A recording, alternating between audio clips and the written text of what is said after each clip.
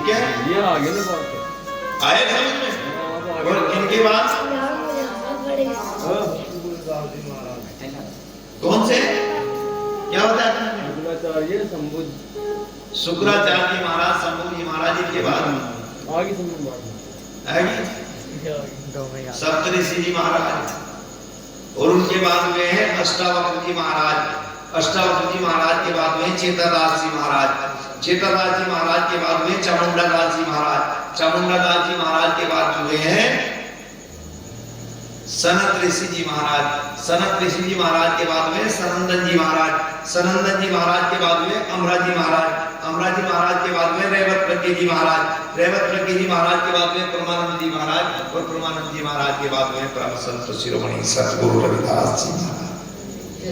अभी हड़प्पा संस्कृति का उदय हुआ है प्रेम। हड़प्पा संस्कृति के जब सबसे पहले राजा बने ना, तो जानते हो उनका नाम था सूर्य सेन जी महाराज। सूर्य सेन जी महाराज की 169वीं पीढ़ी में हुए हैं। कौन हुए हैं? राजा चमर सेन जी महाराज। और राजा चमर सेन जी महाराज की 71वीं पीढ़ी में हुए हैं दादा आनंद जी महाराज। और दादा आनंद जी महाराज की 30वीं पीढ़ी हुए हैं परम संत शिरोमणि सतगुरु रविदास जी। ये याद समझ गए? तो सतगुरु महाराज की व्याख्या संगत एक चौपाई में लिखा है,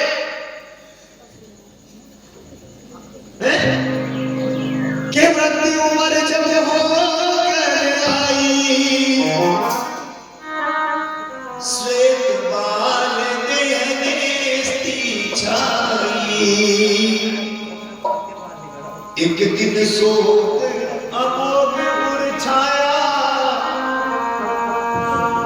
बिना सुख के कठिन दुख पाया। विवाह को 20 वर्ष हो जाते, लेकिन जब घर में कोई संतान नहीं हुई ना, तो सनंदन जी महाराज के सानिध्य में रहने के बाद घर में राघु जी महाराज का प्राकट्य हुआ। बोलिए सतगुरु महाराज की या रविदास जी महाराज की।